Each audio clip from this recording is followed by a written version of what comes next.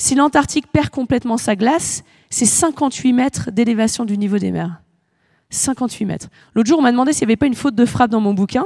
Il n'y a pas de faute de frappe, j'ai pas raté une virgule.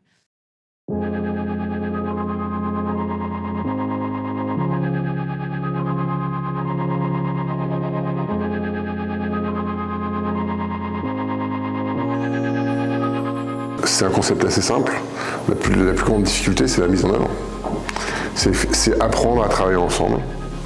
Là où on est toujours habitué à travailler contre les uns contre les autres. Je vais vous mettre des lunettes carbone et vous ne pourrez plus les enlever.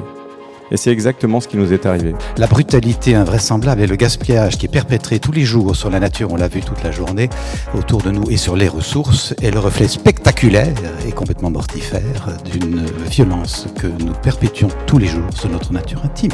Et je crois que c'est ça qui me motive le plus. C'est de contribuer à une sorte de grande aventure de transformation que nous n'avons pas d'autre choix que de mener. On sait la puissance de la nature quand elle est déréglée. Et ça, c'est quelque chose qu'on devrait absolument jamais oublier.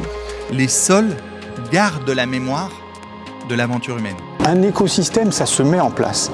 Il faut simplement en avoir la volonté. On sait que les politiques doivent fixer un cap. On sait que les entreprises doivent se transformer. On sait que les citoyens, à leur échelle, doivent agir. La question, c'est pourquoi est-ce qu'ils ne le font pas?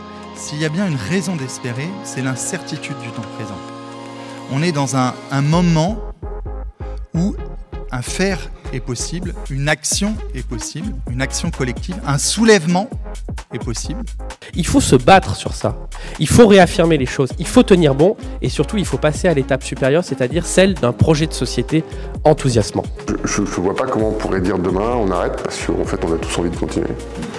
Plus on risque d'avoir d'événements météorologiques extrêmes qui sont difficiles à prévoir et ces événements, c'est vraiment ce qui brise une économie, c'est vraiment ce qui brise l'agriculture. Quels sont les rouages dans la machine? Qu'est-ce qui permet de mettre en mouvement et qu'est-ce qui bloque aujourd'hui?